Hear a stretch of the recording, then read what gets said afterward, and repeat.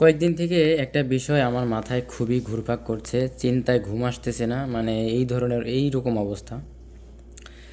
তো সেটা হইলো কি, আমরা যারা প্রবাসী আছি বিভিন্ন দেশে অবস্থিত, তারা কিন্তু ডাক বাক্সে অর্থাৎ ব্যালট অনলাইনে ভোট ঠিকই দিব, কিন্তু সেই ব্যালট পেপারটা কিন্তু আপনার এই ডাকের মাধ্যমে কিন্তু বাংলাদেশে যাবে। হ্যাঁ, তো সেই ডাকের মাধ্যমে যাওয়ার সময় মানে সেই ব্যালট মানে পেপারগুলো, ব্যালট বক্স, ব্যালট পেপারগুলো, ব্যালট খামগুলো আদৌ কি অক্ষত থাকবে, নাকি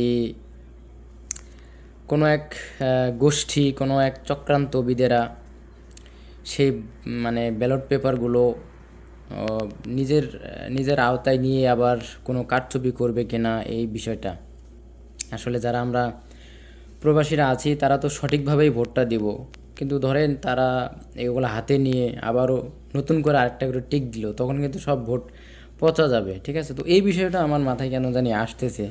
তো আসলে সরকার এটা কিভাবে হ্যান্ডেল করবে, এটা তো সত্যিই একটা মানে কঠিন একটি কাজ সরকারের জন্য। আসলে আদৌ কি সঠিকভাবে তারা সম্পাদন করতে পারবে কিনা, এই বিষয়টা নিয়ে চিন্তিত আছি।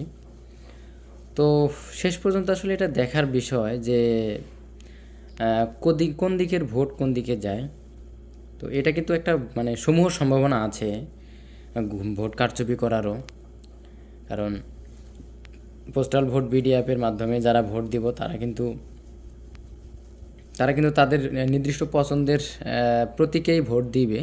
এটা বাংলাদেশে যেতে যেতে, অর্থাৎ আপনার এলাকার রিটার্নিং কর্মকর্তার কাছে যেতে যেতে মানে এর গতিপথ কি পরিবর্তন হবে কি না, এটা আসলে সন্দিহান। তো এই বিষয়টা যারা জানেন অবশ্যই কমেন্ট করে যাবেন আমার এই ভিডিওতে। ধন্যবাদ সবাইকে, আসসালামু আলাইকুম।